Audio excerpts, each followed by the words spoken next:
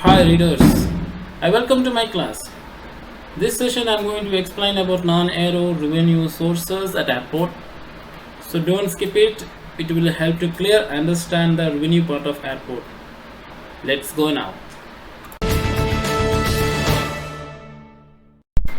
The two main revenue sources for airports are aeronautical and non-aeronautical activity, with the latter significantly growing in importance over the past several decades as airports have become more commercially astute and enhanced their non-aviation related side of their businesses. Aviation related activities have historically been the main source of airports earning globally. Actually, the aviation industry accounted for 54% of our overall revenues during the pre-pandemic year, that is the 2019, the report, with non-aeronautical activity accounting for 40%. With substantial international passengers traffic, a few of larger airports in Asia and the Middle East attributes more than 50% of their pre-pandemic income to non-aero earnings. As we all know, the main sources of aviation revenue are the fees charged to passengers, the aircraft security, and the terminal rentals, while the main source of non-aviation revenue are duty-free shopping, parking fees, income from real estate, and sales of food and beverages, among others. As we all know, the main sources of aviation revenue are the fees charged to passengers, the aircraft, security, and terminal rentals, while the main sources of non-aviation revenue are duty-free shopping, parking fees, income from real estate, and sales of food and beverages, among others. In this session, you are going to understand the non-revenue sources or retail, food and beverage, real estate, car rentals, car parking, currency and banking, advertising, tourist activities, and conference and exhibitions. First thing we are going to discuss about retail in airports. Even the small airports are today ensuring that enough retail outlets are available for passengers to shop.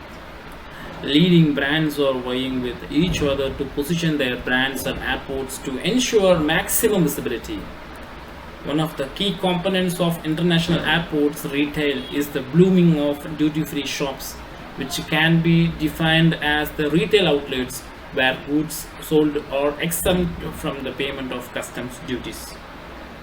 The key requirements is that the goods sold to the travelers must be compulsorily taken out of the country. Duty-free shops usually sell liquor, perfumes, chocolates, and toys, though it has expanded to a variety of items, particularly in large international airports both in India and abroad. Food and beverages at airport.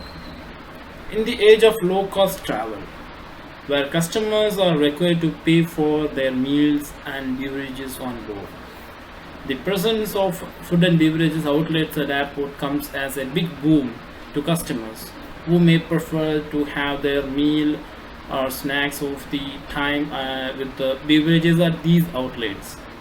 Studies reveal that approximately 50% of the passengers traveling eat and drink at the airports from the retail outlets. Another trend is towards customers seeking hot food in addition to the available pre-packed cold food in an airport. Customers' choice seems to move away from the concept of a simple meal to more meaningful experience, and it is only appropriate to conclude that eating is the new shopping. Next, real estate at airports. Airport landside real estate business can range from a simple concept of providing small office spaces at smaller airports right up to the concept of creation of airport cities, both hotels, business centers, or even residential housing complexes with external resources. The key revenue potential is generally from the airport hotels and mid-sized and large airports are investing in 3, 4, or even the 5-star hotels. The revenue model is typically where only the land is sold and the airport shares in the hotel revenues. On the logistics front, major airports abroad have established airport cargo or logistic park, where the airport offers distribution, packing, repacking, warehousing, insurance, and many other value-added facilities for the trade, industry, and cargo community. This has a huge appeal among multinational companies with a fair and wide global reach, as having their headquarters or branches in close proximity to the airports would help them reduce travel time and personal cost considerably. Next, car rental in airport. Car rental business in airports is not viewed as a viable business. This is substantiated by the following facts. For the customer, such rental companies charge the rate for picking up and dropping, of course, from and to the airports. For airports, it generates an average revenue of merely 1 to 4 US dollar per passenger. However, the importance of car rental companies cannot be discounted, especially in cities where the airport is at a considerable distance from the city and public transport may not really be the best option around, and the taxis could be the quite expensive. However, with growing space needs for expansion, airports are looking for consolidation of rental facilities, and with the advent of taxis on call such as Ola and Uber, the need to park vehicle at designated facilities has almost become negligible. Some of the popular international brands that are in operations are Hertz, Avis, Budget, Sixt, and Enterprise, and Alamo. Next, car parking at airport. This is one of the top revenue sources within the non-aviation business for all airports, more so in the case of regional and smaller airports. At larger international airports, this revenue source stands close to the top revenue earning of duty-free retailing. Car parking has increasingly turned out to be more sophisticated and segmented through pre-booked parking, valet parking, premium space parking through the membership or loyalty programs, car cleaning, and repair services. Parking structures are also outsourced to third-party companies who finance, build, and operate them, often in combination with car rental operations. And next topic is currency and banking.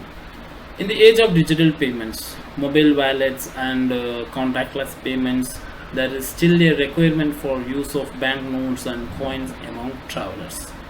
Part of this reason could be that a section of travelers may not be comfortable still with digital modes of payments.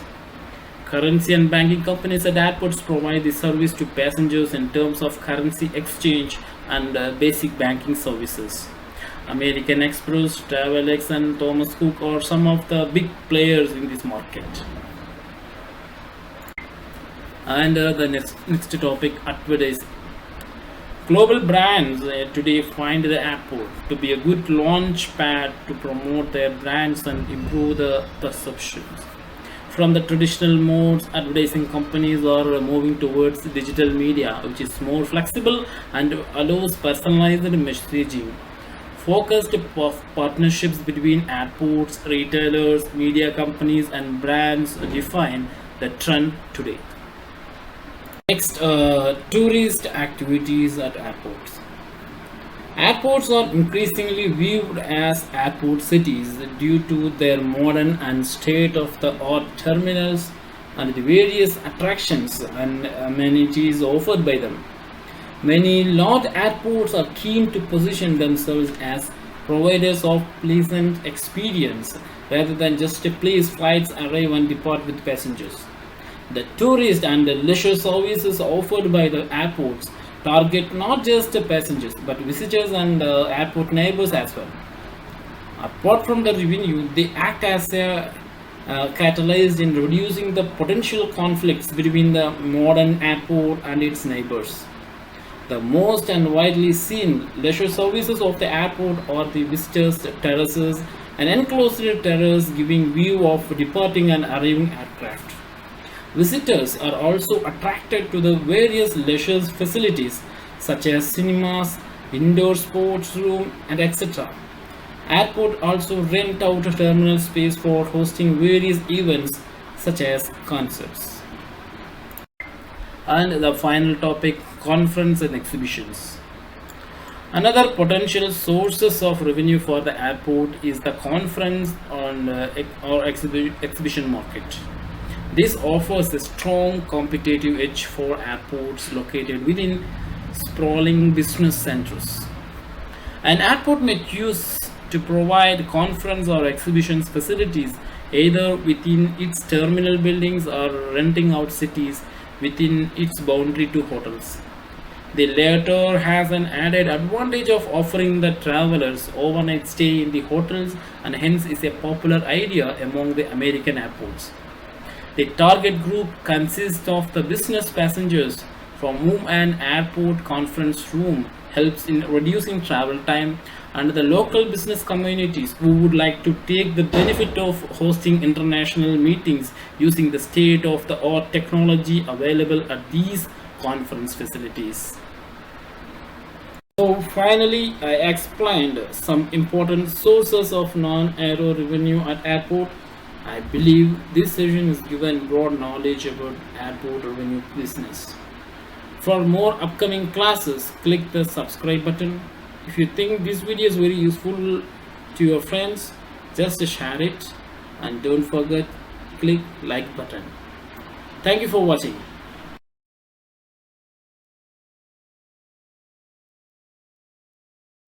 Don't forget